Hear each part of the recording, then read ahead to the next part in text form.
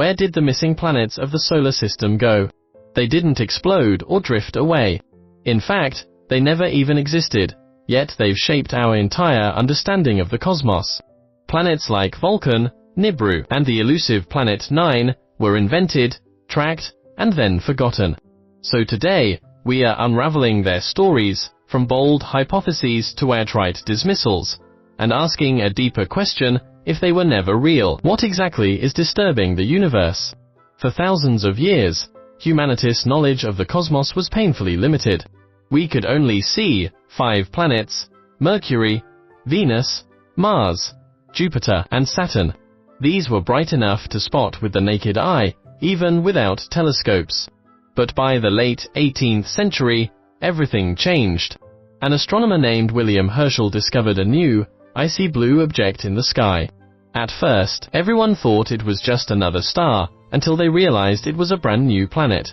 Today, we call it Uranus. Uranus orbits the Sun at a distance 19 times farther than Earth. Imagine this. It takes 84 years to complete one trip around the Sun. A person could live an entire lifetime, and Uranus would have only just finished one orbit. Herschel's discovery didn't just reveal Uranus, it also uncovered binary star systems and nebulae, reshaping humanity's understanding of the universe. But as scientists studied Uranus' orbit, they noticed something strange. Its path seemed subtly distorted, as if tugged by an invisible force. This anomaly sparked a new theory: maybe another undiscovered planet was pulling on it with its gravity.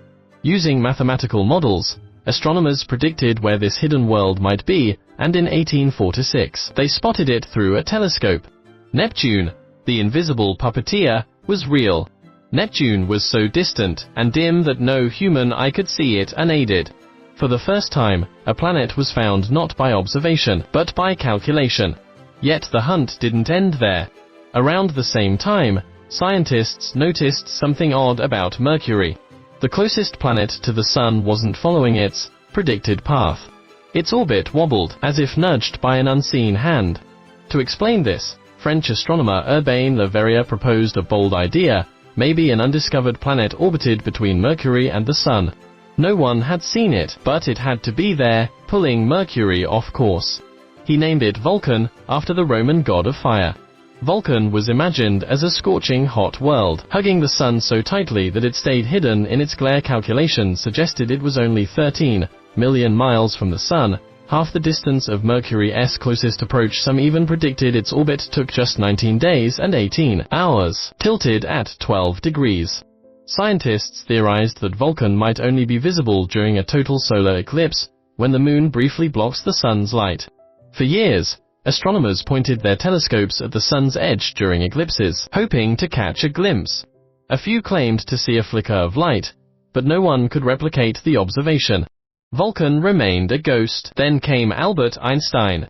His theory of general relativity changed everything. He explained that gravity isn't just a pull, it's the bending of spacetime by massive objects. Mercury's wobble wasn't caused by a hidden planet, but by the Sun's warping of space. Relativity provided an elegant answer, and over time, most scientists abandoned Vulcan.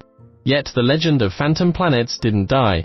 In the 21st century, astronomers turned their attention to a new mystery: a possible giant lurking beyond Neptune, Planet 9, or Planet X. No one has seen it, but simulations suggest it's out there, silently tugging on distant icy objects in the Kuiper belt. If real, it could be 10 times Earth's mass, with an orbit so stretched that one trip around the Sun takes 10 to 20,000 years. By comparison, Neptune takes just 165. Scientists have already ruled out 78% of its possible orbits using Hawaii's telescopes. But the remaining 22% leaves plenty of hiding space. Some call it the cosmic version of Waldo, always just out of sight. Then there's Nibiru, the infamous doomsday planet. In the 1970s, a writer named Zecharia Sitchin claimed it swings by Earth every 3,600 years, bringing catastrophe. But if Nibiru had such an extreme orbit, it would have wrecked the solar system's gravity long ago. And when 2012 came, and went without disaster, Nibiru's myth crumbled. So why do we still believe in Planet 9? Because the evidence is compelling. 6 of the most distant Kuiper belt objects all point in the same direction, tilted 30 degrees from the solar system's plane. The odds of this being random: 0.007%. In 2021, researchers revised their models, suggesting Planet 9's orbit might be shorter, just 7,000 years. That means it could be closer than we thought, and telescopes might spot it soon. New studies even estimate a 99% chance these odd orbits aren't coincidence, but not everyone's convinced. Some argue a cluster of small Kuiper belt objects could collectively cause the anomalies. Others propose something wilder, a tiny black hole warping space with its gravity. And a few physicists think our understanding of gravity itself might be wrong.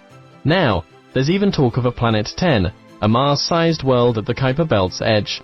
But if it's too small to clear its orbit, it might just end up as another dwarf planet. Here's the real question: what if Planet 9 isn't a planet at all? What if it's a cosmic glitch, a crack in reality, or something beyond our physics? Are we chasing a world, or the edge of the unknown? Make sure to hit that subscribe button, give this video a thumbs up, and share it with your friends and family. Thanks a bunch.